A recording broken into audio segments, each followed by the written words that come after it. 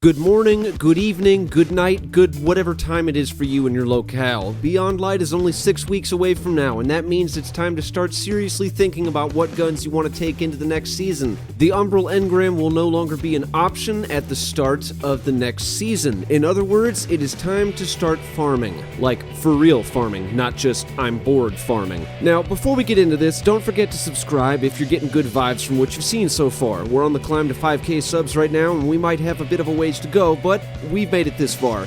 We'll get there. On to the topic at hand. Season Arrivals brought with it some incredible new weapons and some awesome new mods, but with the season coming to a close in just a few short weeks, it's about that time, guys. It's about that time to start finalizing what weapons you'll be taking and which ones you'll be leaving behind. In a nutshell, you could call this a comprehensive list of weapons that you should definitely invest some time into farming before the Umbral Engram allegedly vanishes. But this isn't the only video you'll see on my channel about weapons you need before Beyond Light launches. There will be many more in the coming weeks as we approach the 10th of November. Today specifically, we're looking at some of the highest potential DPS god rolls on some of the greatest guns that I would recommend farming the perfect roll for. And I'm going to show you a few of those rolls right now. An important note to remember is that all of these weapons here can be infused up to 1360, which will make all of them viable PvE options at the start of Beyond Light. The first gun we're going to be going over here is Cold Denial. For those of you who may not already know, the 340 RPM archetype, also known as the High Impact Pulse Frame, got a buff only just a few short months back. It may not have been much, only increasing damage in Crucible by a single point from 21 to 22, but that's still enough to add up in the long run. The archetype is deadlier than ever before, meaning that Cold Denial is going to be one of a very few specific go-to high-impact pulse rifles at the start of Beyond Light. What you're looking for in terms of highest DPS is a Cold Denial with Extended Mag, Feeding Frenzy, and either Swashbuckler or Multi-Kill Clip. The Extended Mag will significantly increase overall DPS with said weapon, and Feeding Frenzy will dramatically increase your reload speed, which also equates to a higher overall DPS output. Swashbuckler is my go-to perk. Multi is good, sure, but I can't activate Multi-Kill Clip with a melee kill, so yeah, Swashbuckler is the way to go. Unrelenting is also another fantastic perk, one that provides healing for players who can rack up multi-kills. As a result, I would farm for two, one with Feeding Frenzy and Swashbuckler and another with Unrelenting. You can't go wrong with either of these. Cold Denial is a great gun that's capable of decent damage with a power cap of 1360,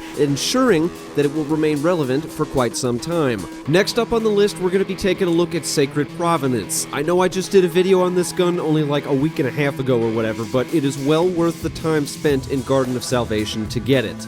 It starts with full bore for the increase in range, and it's paired with an extended mag. Slot a backup mag in its mod slot, and you'll have a 64-round magazine, which is one of the largest mag sizes you can find on an aggressive pulse rifle as of right now. Combine that with rapid hit and you're increasing your overall reload speed and stability, which overall equates to a higher DPS output. And then lastly, Kill Clip, which will increase damage even further on reloads after successful kills. This one is fairly straightforward. It is one of the highest DPS rolls you can get for Sacred Provenance specifically, and it is something that you want, even if you aren't aware of that yet. Definitely a great contender in next season's must-have weapons.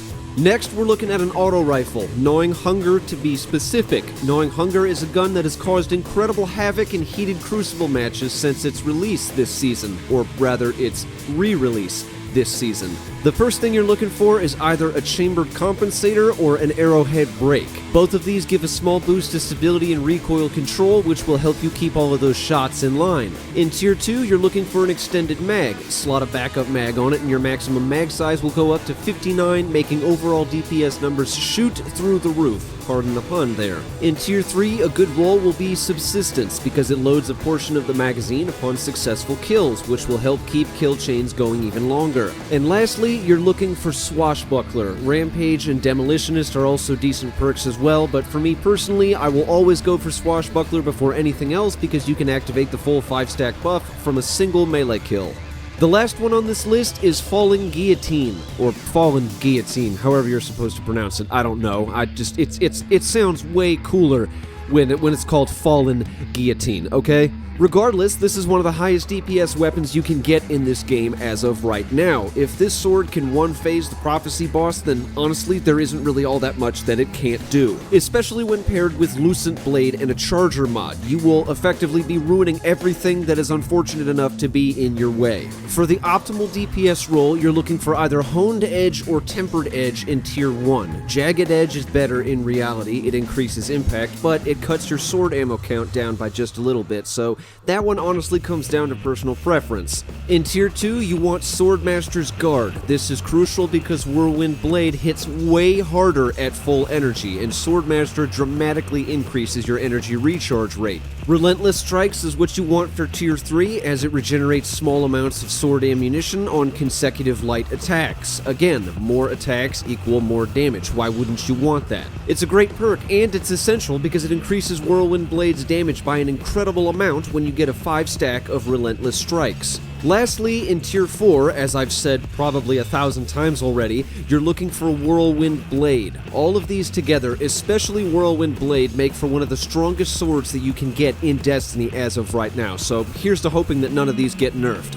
There are a plethora of weapons available for us to go after, but if this season has shown us anything, it's that these guns specifically have taken the cake. All of them are fantastic choices, each of them offer unique buffs, and all of them are worth grinding for. I'm just gonna say it again, especially Sacred Provenance. This is probably my favorite gun of all time right now. I just can't get enough of it, and I start sweating every time I think about it, and come to think of it, that may be a diagnosable medical condition, and I should probably go see a doctor, but I digress. Cold Denial is a fantastic pulse rifle. Sacred Provenance is a god in the form of a rifled barrel. Gnawing Hunger is the bane of every Crucible player. Falling Guillotine is like getting hit by a refrigerator. I mean, holy jeez, this thing slaps! These are the kinds of weapons you genuinely need going into next season. There's a lot of changes coming into the game. New subclasses, new abilities, and obviously, new guns. But until we can get our hands on those and see how they change the game even more, these are what you're looking for. We'll have another set of weapons to go over in the following week. Until next time, the Boy of Jays is out.